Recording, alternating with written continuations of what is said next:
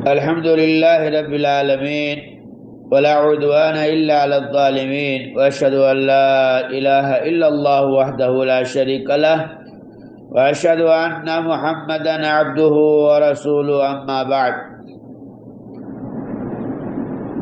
عزیزان گرامی، السلام علیکم ورحمۃ اللہ وبرکاتہ. محترم سامعین و سامعات، گزشتہ درس میں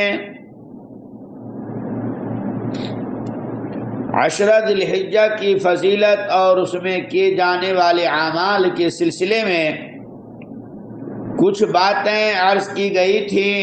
مزید باتیں آج کے اس مختصر ملاقات میں ملاحظہ کیجیے. ذی الحجہ کے ان 10 دنوں میں مسلمانوں کو کچھ کام کرنے چاہیے. نمبر 1، روزے. مسلمان شخص کے لیے 9 ذی الحجہ کا روزہ رکھنا سنت ہے، کیونکہ نبی اکرم صلی اللہ علیہ وسلم نے ان 10 ایام میں اعمال صالحہ کرنے پر ابھارا ہے، اور روزہ رکھنا اعمال صالحہ میں سے سب سے افضل اور اعلیٰ کام ہے. اور اللہ تبارک و تعالی نے روزہ اپنے لیے چنا ہے، جیسا کہ حدیث قدسی میں اللہ سبحانہ و تعالی کا فرمان ہے، ابن آدم کے سارے اعمال اس کے اپنے لیے ہیں، لیکن روزہ نہیں، کیونکہ وہ میرے لیے ہے اور میں ہی اس کا اجر و ثواب دوں گا. صحیح بخاری حدیث نمبر 1805. نبی اکرم صلی اللہ علیہ وسلم بھی 9 ذی الحجہ کا روزہ رکھا کرتے تھے. حنیدہ بن خالد اپنی بیوی سے اور وہ نبی صلی اللہ علیہ وسلم کی کسی زوجہ محترمہ سے بیان کرتے ہیں کہ نبی کریم صلی اللہ علیہ وسلم کی زوجہ محترمہ نے بیان کیا کہ نبی صلی اللہ علیہ وسلم 9 ذی الحجہ اور یوم عاشورہ اور ہر ماہ کے 3 روزے رکھا کرتے تھے. مہینہ کے پہلے سوموار اور 2 جمعرات کو. سنن نسائی جلد نمبر 4 صفحہ نمبر 205. سنن ابی داؤد، علامہ البانی رحمہ اللہ تعالی نے اسے صحیح کہا ہے. ابو داؤد جلد نمبر 2 صفحہ نمبر 462 میں اسے صحیح قرار دیا ہے. میرے اسلامی بھائیوں اور بہنوں، اسی طرح سے اگر کوئی آدمی 1 ذی الحجہ سے 9 ذی الحجہ تک روزہ رکھنا چاہے تو رکھ سکتے ہیں، اس میں کوئی حرج کی بات نہیں ہے. اسی طرح سے اگر چاہیں تو چھوڑ بار کر کے بھی 1 ذی الحجہ سے 9 ذی الحجہ تک روزہ رکھنا نبی کریم صلی اللہ علیہ وسلم سے ثابت ہے. یا نہیں تو پھر آپ 9 ذی الحجہ کو روزہ رکھیں. نمبر 2، تکبیریں کہنا.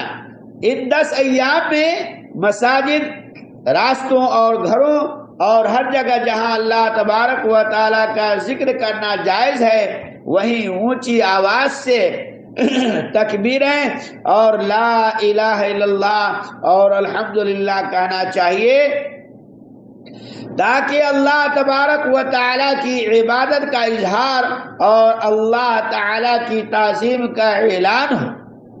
مرد تو اونچی آواز سے کہیں گے، لیکن عورتیں پست آواز میں ہی کہیں گی. اللہ سبحانہ و تعالی کا فرمان ہے، اپنے فائدے حاصل کرنے کو آ جائیں اور ان مقرر دنوں میں ان چوپائیوں پر اللہ تبارک و تعالی کا نام یاد کریں جو پالتو ہیں. سورۃ الحج آیت نمبر 28. جمہور علماء کرام کا کہنا ہے کہ معلوم دنوں سے مراد ذوالحجہ کے 10 دن ہیں، کیونکہ ابن عباس رضی اللہ تعالی عنہما سے مروی ہے کہ ایام معلومات سے مراد دن ہے، اور تکبیر کے الفاظ یہ ہیں: اللہ اکبر، اللہ اکبر، لا الہ الا اللہ، واللہ اکبر، اللہ اکبر وللہ الحمد۔ اللہ بہت بڑا ہے، اللہ بہت بڑا ہے، اللہ تعالیٰ کے علاوہ کوئی معبود برحق نہیں، اور اللہ بہت بڑا ہے، اور اللہ تعالیٰ ہی کی تعریفات ہے۔ اس کے علاوہ بھی اور تکبیریں ہیں۔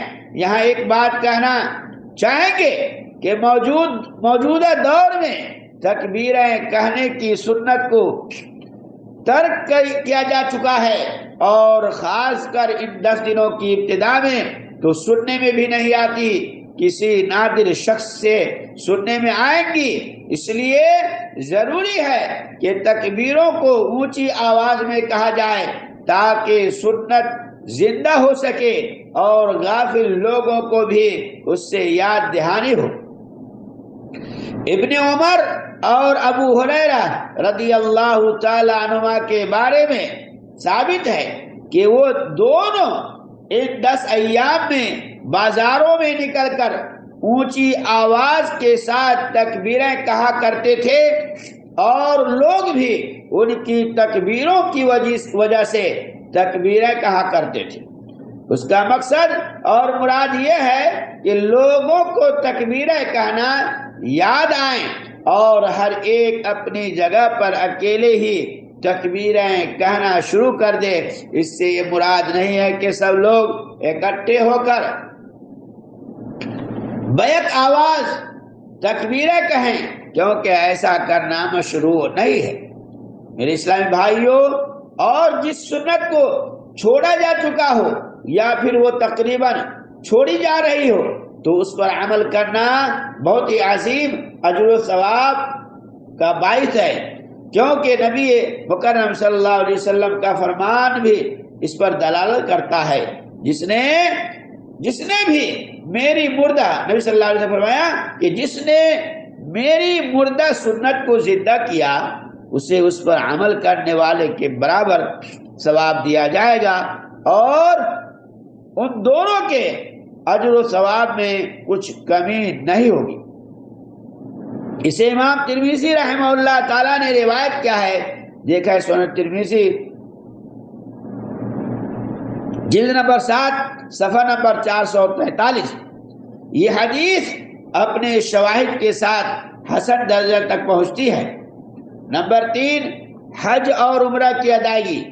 ان 10 دنوں میں جو سب سے افضل اور اعلیٰ کام ہے وہ بیت اللہ کا حج اور عمرہ کرنا ہے، لہذا جسے بھی اللہ تعالی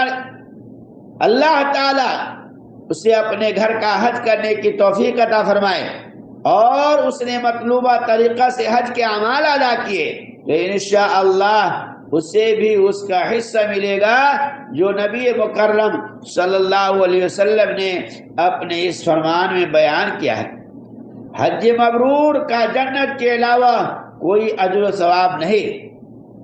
نمبر 4، ان 10 ایام میں عموماً اعمال صالحہ کرنا، کیونکہ اللہ تعالیٰ کو اعمال صالحہ محبوب ہیں، اور اس وجہ سے یہ لازم ہے کہ اس کا اجر و ثواب بھی اللہ تبارک و تعالیٰ سے بہت زیادہ ملے گا۔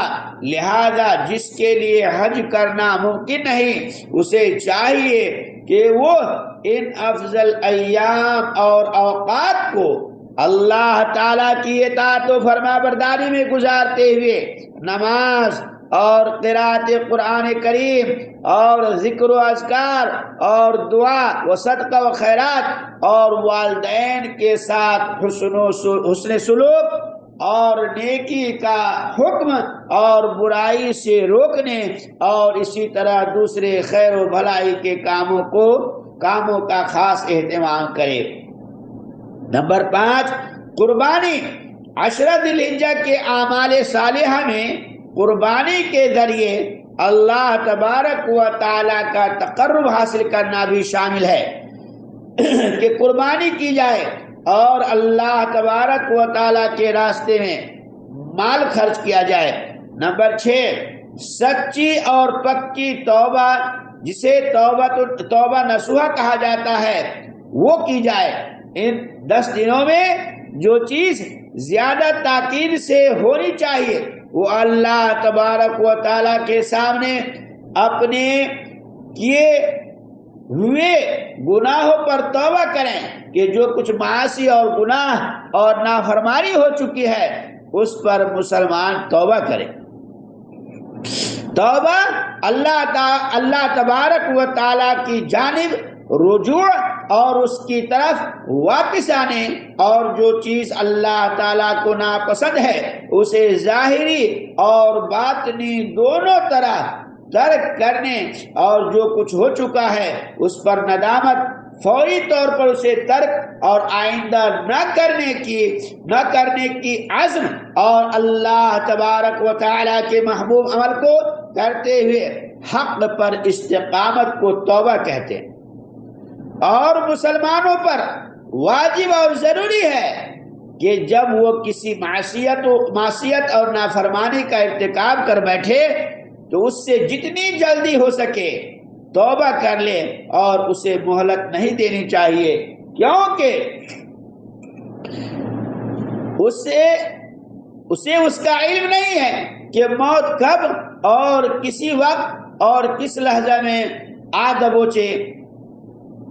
اسی طرح برائی اور بھی برائیوں کے ارتکاب کا باعث بنتی ہے، اور پھر فضیلت کے اوقات میں توبہ کرنے کی شان ہی کچھ نرالی ہوتی ہے، اور وہ اس لیے کہ اس وقت غالب طور پر نفس اللہ تبارک و تعالیٰ کی اطاعت و فرما برداری کی طرف راغب ہوتا ہے اور خیر و بھلائی کرنے کی خواہش ہوتی ہے، جس کی بنا پر اعتراف گناہ اور ندامت کا اظہار بہت جلد پیدا ہوتا ہے۔ میرے اسلامی بھائیوں، توبہ تو ہر وقت اور ہر زمانے میں واجب اور ضروری ہے، اور جب کسی مسلمان میں اعمال صالحہ اور سچی توبہ فضیلت والے اوقات اور موسم خیر میں جمع ہو جائے تو انشاءاللہ یہ کامیابی اور کامرانی کا پیش خیمہ اور زینہ ہے۔ اللہ سبحانہ و تعالی کا فرمان ہے، ہاں جو شخص توبہ کر لے اور ایمان لے آئے اور نیک اعمال کرے، یقین ہے کہ وہ نجات پانے والوں میں سے ہو جائے گا۔ سورہ القصص آیت نمبر 67۔ لہذا مسلمان شخص کو خیر و بھلائی کے موسموں اور اوقات پر حریص ہونا چاہیے، کیونکہ یہ بہت ہی جلد ختم ہو جاتے ہیں، اور اسے چاہیے کہ وہ اپنے آپ کو اعمال صالحہ کی طرف لائے تاکہ وہ اس کا اجر و ثواب حاصل کر سکے، اس لیے کہ اسے اجر و ثواب کی اشد ترین ضرورت ہے، اور اجر و ثواب اور نیکیاں بہت کم ہیں، لیکن موت اور اس دنیا فانی سے کوچ کا وقت انتہائی قریب ہے، اور راستہ بھی پرخطر اور پرپیچ ہے، اور دھوکہ غالب ہے، اور عظیم خطرے کا خدشہ ہے، اور اللہ سبحانہ و تعالی تمہیں دیکھ رہا ہے اور اسی کی طرف واپس جانا ہے، اور اس کے علاوہ کوئی بھی ٹھکانہ دینے والا نہیں۔ جو بھی ذرہ برابر خیر و بھلائی اور نیکی کرے گا وہ اسے دیکھ لے گا، اور جو ذرہ برابر برائی اور شر کا ارتکاب کرے گا وہ بھی اسے دیکھ لے گا۔ سورہ الزلزلہ زلزلہ آیت نمبر 6 تا 8۔ میرے اسلامی بھائیوں اور بہنوں، اس فرصت کو غنیمت جانیں اور ان عظیم ایام میں اعمال صالحہ کریں، اس کا کوئی عوض نہیں اور اس کی قدر و قیمت کا اندازہ نہیں لگایا جا سکتا۔ جتنی جلدی ہو سکے اعمال کر لو، اور موت کے حملے سے قبل جلدی اور تیزی دکھا لو، اور زیادتی کرنے والے کی ندامت سے قبل کچھ کر لو، اور اس واپسی کے سوال سے قبل کچھ عمل کر لو جس کا جواب بھی نہیں دیا جائے، اور اس کی بات تسلیم کرتے ہوئے اسے دنیا میں واپس نہیں بھیجا جائے گا۔ امیدوں اور خواہشوں کے پورے ہونے میں حائل ہونے والی موت سے قبل اور اس سے قبل کہ وہ اپنے اس گڑھے میں اپنے اعمال کے ساتھ قید کر دیا جائے۔ کچھ اعمال صالحہ کر لو اے مومنو، اے وہ شخص جس کا دل رات کی سیاہ کی مانند سیاہ ہو چکا ہے، کالا پڑ چکا ہے، کیا تیرا دل روشن اور نرم نہیں ہونا چاہتا؟ اور کیا وہ نرم نہیں ہو سکتا؟ کیوں نہیں ایسا ہو سکتا ہے؟ آؤ اور اس عشرہ ذو الحجہ میں اپنے رب اور مولا کی رحمت اور فضل کے جھونکے سمیٹ لو، کیونکہ یہ ایسے جھونکے ہیں جسے یہ پہنچ جائے وہ شخص سعادت مند ہو جاتا ہے، اور یہ پہنچتے بھی اسے ہی ہیں جسے اللہ تبارک و تعالی چاہتا ہے، اور وہ قیامت کے دن سعادت مند ہوگا۔ اب اخیر میں اللہ تبارک و تعالی سے دعا گو ہوں کہ اللہ تعالی مجھے بھی اور آپ تمام سامعین و سامعات کو ان ساری باتوں پر سن کر عمل کی توفیق عطا فرمائے، اور زیادہ سے زیادہ ان 10 دنوں میں جو عشرہ ذی الحجہ کے 10 دن ہیں، 1 سے لے کر 10 دن تک، ان 10 دنوں میں ہمیں اور آپ کو زیادہ سے زیادہ نیک کام کرنے کی توفیق عطا فرمائے، آمین۔ وآخر دعوانا ان الحمد للہ رب العالمین، والسلام علیکم ورحمۃ اللہ وبرکاتہ۔